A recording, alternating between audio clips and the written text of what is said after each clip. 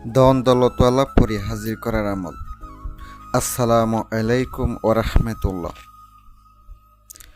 আশা করি সবাই ভালো আছেন। অনেকে অনেক ভিডিও দেখতেছেন এই পরি হাজির করার বিষয়ে, কোনোতেই কোনো কাজ হইতেছে না। তাদের জন্য আজকের এই ভিডিওটা। আমি আপনাদেরকে যতটুকু পারবো ভালোভাবে বোঝানোর চেষ্টা করব, যেন আপনারা পরি হাজির করতে পারেন। কারা কারা হাজির করতে পারবে, কারা কারা হাজির করে আমার কাছ থেকে সাহায্য নিতে পারবে, তাও আমি আপনাদেরকে এই ভিডিওতে তুলে ধরব। বেশি বড় করব না ভিডিওটা, ছোট একটা ভিডিও, শর্টকাটে বলার চেষ্টা করব। যারা রুহানি শক্তির আংটি, সাধনার আংটি নিতে চান, আপনারা আংটি নিয়েও হাজির করতে পারবেন, চাইলে রুহানি শক্তির আমলও করতে পারেন। আমি আপনাদেরকে বলি, মনোযোগ সহকারে শোনেন। আপনারা ধন দৌলতওয়ালা পরি হাজির করতে গেলে নিয়ত সহি রাখতে হবে, উদ্দেশ্য ভালো রাখতে হবে। অনেক জোয়াকুর আছে আমার ভিডিওগুলো দেখে কয় হাজির করে জোয়া খেলবো ইচ্ছা মতো, বড় লোক হয়ে যাম।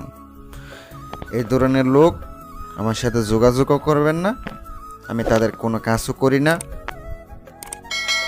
আপনারা উপকারও পাবেন না এই ধরনের কাজ করলে। আপনি যদি সৎ হালালভাবে আপনি কাজগুলা করতে চান, সম্পূর্ণ করবেন। আর যদি আপনি সত্যি বিপদে পড়ে থাকেন, বিভিন্ন ঋণগ্রস্ত হয়ে থাকেন, ভিডিওগুলো দেখবেন, ইনশাল্লাহ উপকৃত হবেন।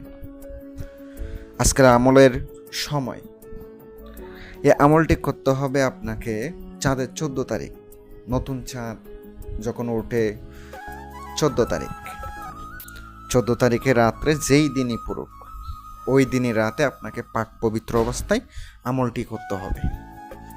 আমলের জন্য আপনাকে ভালো মানের আগরবাতি, ঘ্রাণযুক্ত আতর, ফুলের আতর, ভালো মানের একটা পোশাক আর জায়গা নির্বাচন করতে হবে। ঘর, যে ঘরে আপনি শুধু একলাই থাকবেন, কোনো ডিস্টার্ব করবে না, কেউ সমস্যা করবে না, এমন একটা জায়গাতে আমল করার চেষ্টা করবেন। আর আমি আপনাদেরকে দোয়াটা স্ক্রিনে দিতেছি, এটা মুখস্থ করবেন। ওই দিন রাতে পাক পবিত্র অবস্থায় বসে 2টা সুগন্ধি জাতীয় গোলাপ ফুল রেখে তারপরে আমল করবেন। আগরবাতি জ্বালাবেন, সম্পূর্ণ শরীর বন্ধ করে নেবেন। একটা তসবি হাতে নেবেন, ভালো আতসী তসবি আছে, ওই আতসী তসবি নিয়ে ওটার উপরে আমল করতে পারেন। পরে আপনি ওটা দিয়ে জব করবেন। আমলটি করতে হবে 211 বার।